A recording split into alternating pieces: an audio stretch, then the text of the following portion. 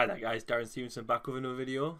So I know I haven't been active in like quite some time, but I think I've said this in like a previous video, like I've just got work to do and it's just very frustrating because I do want to keep making videos and I do really like doing YouTube stuff, but like the reality of it is a struggle for me to get videos out, but I'm gonna keep going, don't worry.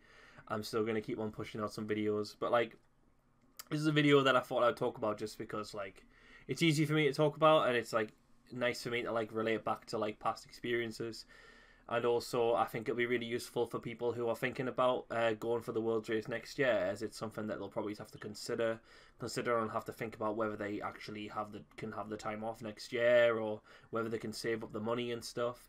And also it could be useful advice for people this year who are like coming to the closing stages of the World's Race and it's looking really tight at the moment with like the top 8 like shifting all the time, and it could be very useful for them if they do like appreciate the advice or like are feeling like it's getting a bit overwhelming for them. Like, just don't worry that like you're not alone. Like, it is hard, I will admit, like the World Race is really hard, but just keep striving forward and like you'll get what you deserve, I promise you.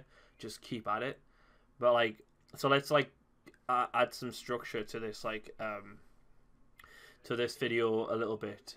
So what I really want to offer is just some like useful advice on what like people on what to do when people go for the World Race and to what they expect as well. So like if people go for it and then find it a bit of a shock when certain things are happening to them, then don't worry, because like some things that are happening you will expect will happen. So let's just get like stuck right into it. So like I put it into like 4 categories of things to expect and some useful advice on what will happen when you do go for the World's Race.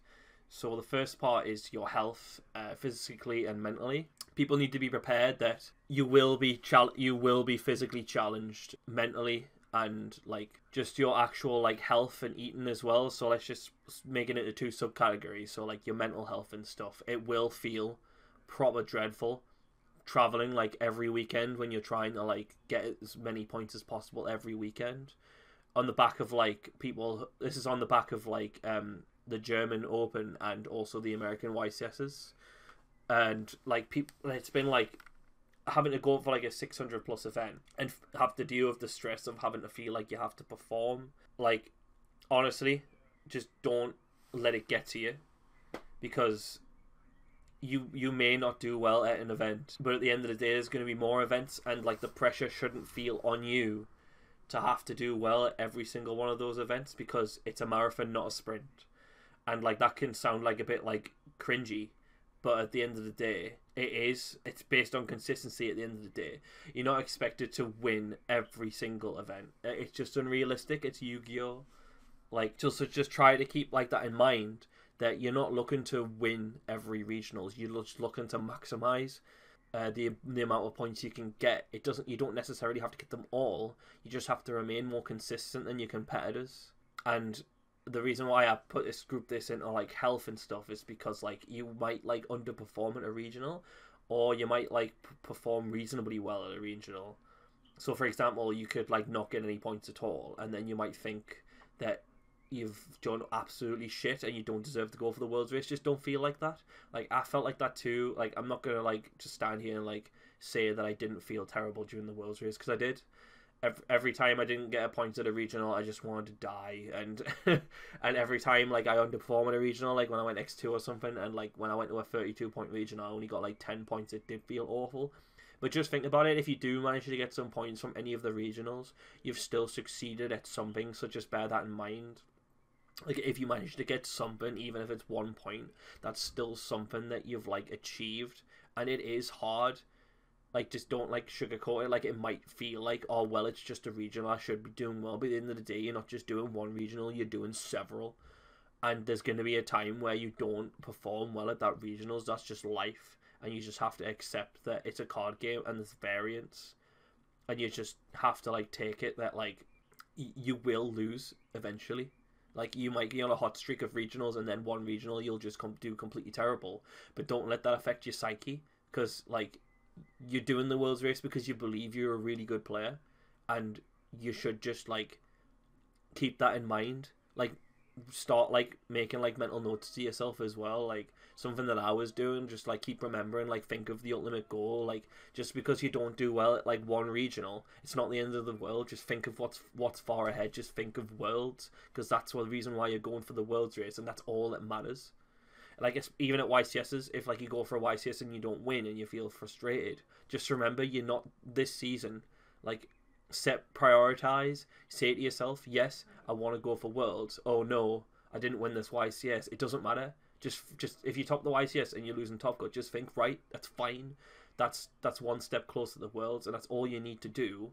Just think of the bigger picture and just take it slowly, step by step, each weekend by weekend, and just track your own performance. And then that'll really help for your mental health. And also, like, junk food wise, like, I am going to admit, like, I gained a lot of weight when I did the world's race. It's going to happen. It's going to be really difficult to try and keep to, like, a structure of, like eating healthy and also doing this world's race as well, because, like, tournaments do go on for a long time, and you might not even eat throughout the whole event, or you might, whenever you're traveling every weekend, you will find yourself just eating shit every weekend. And, like, just accept it. Like, you obviously, like, try and make an effort to, like, not eat crap, but if you find that, like, not being able to just eat what you want is affecting you, like, mentally, because you are trying to stick to this diet and you're stressing over the world's race, and, like, sacrifices will have to be made. Just be willing to, like, sacrifice a couple of things when you want to go for the world's race, because at the end of the day, like, it's worlds, it's something that, like, not many people have done, and you want to just go for it. And if that means that, like, you have to throw away your, like, salad green diet, then, like, that might be something that you have to do. But, like, if you can juggle, like, eating healthy and doing the world's race, then, like, all power to you, to be honest, but I couldn't. And then that leads me to, like, the next category, so money. So you're going to be traveling every weekend, and that's just the way it has to be. If, like, there's some regionals that you can't attend because of, like, other commitments, like, don't worry about it, because the season lasts all year, and you're at the benefit of not having to be the best anymore. It's like a top 8 or top 16 depending on where you are in the world, and it means that you only have to outperform, like, a certain number of individuals as opposed to everyone. So don't think, like, it's the end of the world if you can't go to that bloody 10-point regional. Like, just prioritize, like, the really, really big ones, but if you can attend the small ones, and I do encourage you to do that, because it just means that you're, like, setting up your own little cushion if you were to not perform at the big ones. And it does, like, really help if you can, like, manage to go and get points from those little ones, because they do just add up. But the reason why this is in the money category is because spare no expense, honestly. Like, if you see that, like, an event is, like, too expensive, like, just do it, because you will find that you are going to spend a lot of money if you go for the world race, because some weekends will cost, like, more than you anticipate. But again, you just have to accept that it's going to be expensive. Like, set a lot of money aside, because it did cost me a few grand just to do the world's race, and there was a lot of times where I had to book stuff last minute because I just got paranoid and I just wanted to, like, go to that regional. Like, I think I wasn't going to go to this Toronto regional. I spent, like, a few $100s last minute just to get a flight to Toronto or something, and it was just absolute madness. But yeah, just be prepared, because you will want to just go to regionals last minute, and, like, there'll be a lot of last minute plans that just throw you off and make you have to spend a lot of money on travel and also a lot of money on food and stuff. But just be prepared. Don't try and, like, penny pinch when it comes to going for worlds, because at the end of the day, just think about it. Just think that you're trying to pay to go to worlds, pretty much. It's not like pay to win, because you obviously still have to perform, but just try and think about, like, how much you would actually give somebody just to go to worlds, and then try and set aside that as a budget, I suppose. Like, for me personally, I think, like, that's how I, like, got through, like, having to spend so much just to go to worlds, because I just kept on thinking, well, if somebody, like, offered me it right now for X amount of money, then I probably would just pay it. So why wouldn't I just pay all this money for travel just so I can actually go? And yeah, I hope that was helpful. So another thing as well, there's just no time to, if you've got a job and stuff, or you're studying, there's just barely any time to, like, test, because your weekends are going to be, like, taken up by like just playing Yu-Gi-Oh!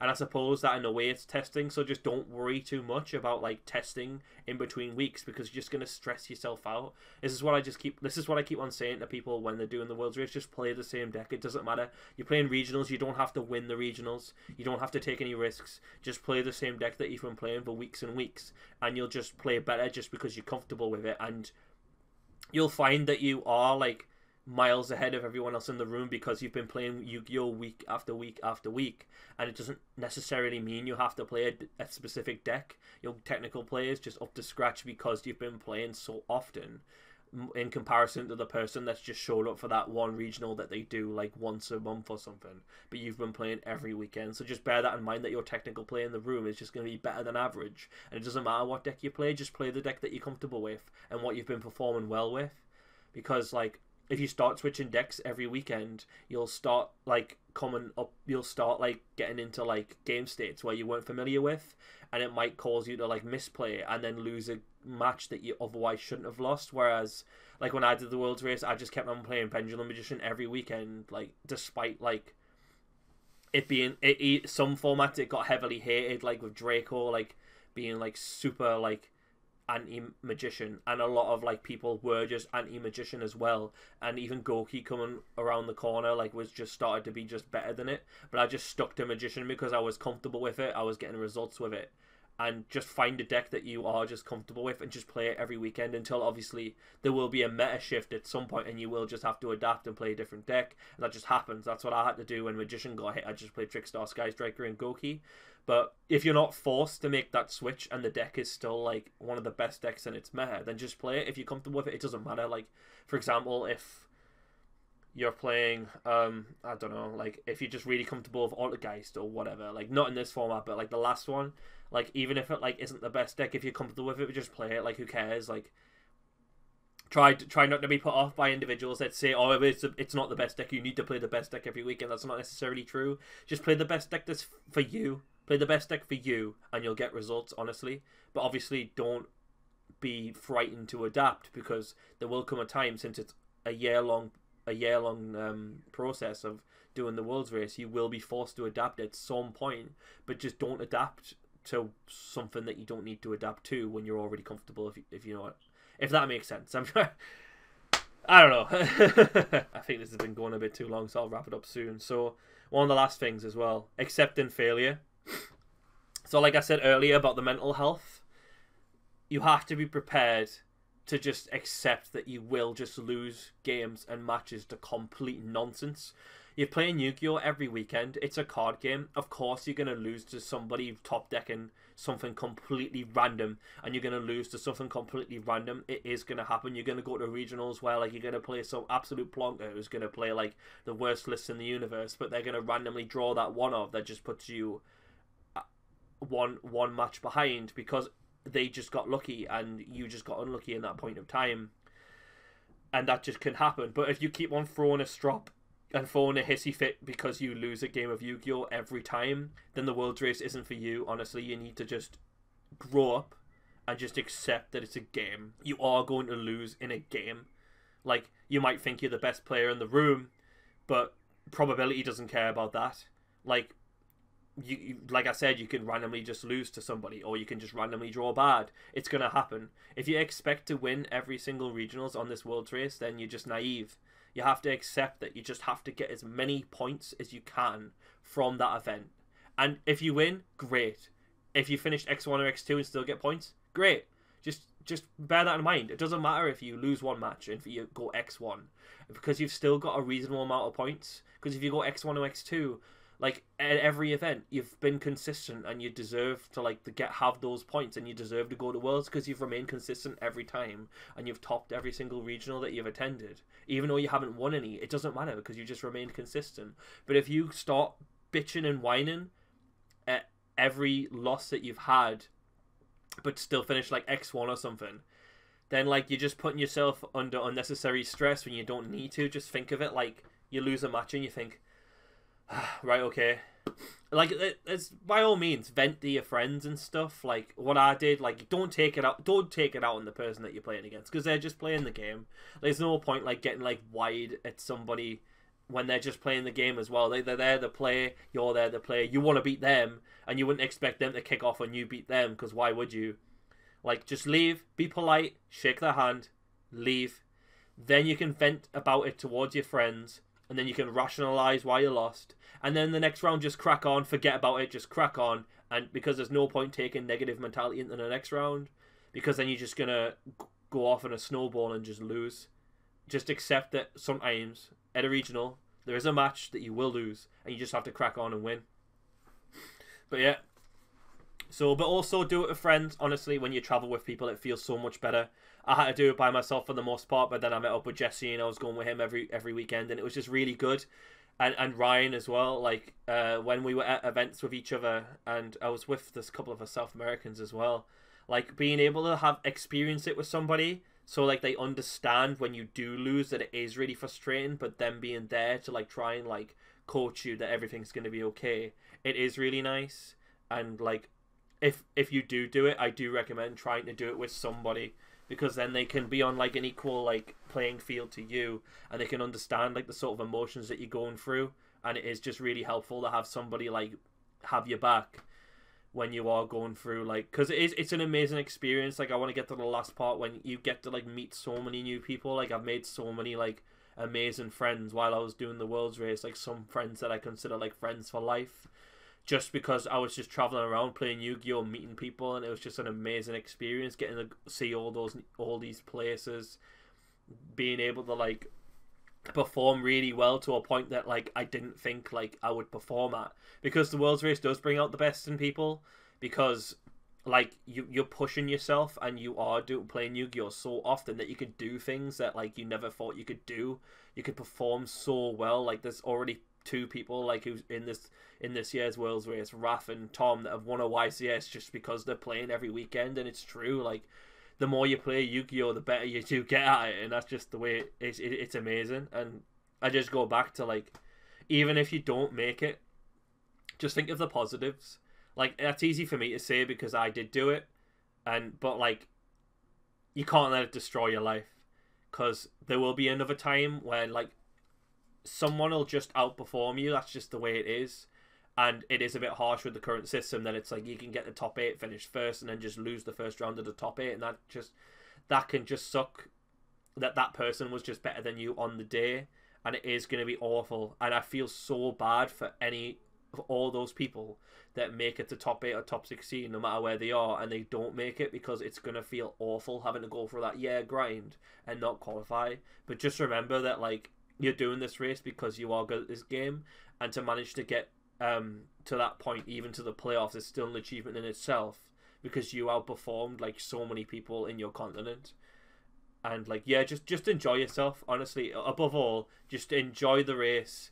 Try and like not stress out too much about it, and just have fun, because at the end of the day, it's a game. And if you do manage to go to the Worlds, then like, honestly, there's no better feeling than going to the World Championship. It's absolutely incredible. I'll leave it at that then. I did waffle a little bit, and I apologise about that. My music even went off. So it might have been felt a bit mundane, but never mind. Well, thanks for watching, guys. I hope this was really helpful and somewhat inspiring, I guess. Leave some comments below what sort of advice you took from this that was really helpful, or anything that I've missed out that I could have mentioned, or maybe I could put it on the next video. Don't forget to like, share, subscribe, and also check out RJ's Cards and Supplies. I'll put the description down below, and use the code MAXI5. See you guys later. Hi guys, thanks for watching my videos. Here's what you need to do. Go to RJ Cards and Supplies. Links in the description below. Scroll down. There you go. Shop now. You're going to shop. You're going to get some Yu-Gi-Oh products. You're going to click on Yu-Gi-Oh right there. There it is. And clicking it, you're going to be like, get your game on, and then you're going to go Soul Fuse Special Edition. Yes, or any other product that you want. I just want one. Add cart. You're going to buy more. And then, oh, what's this? Cheat code MAXI5. Yu-Gi-Oh! Apply. Yes! Yes! And you get 5% off. Do it now.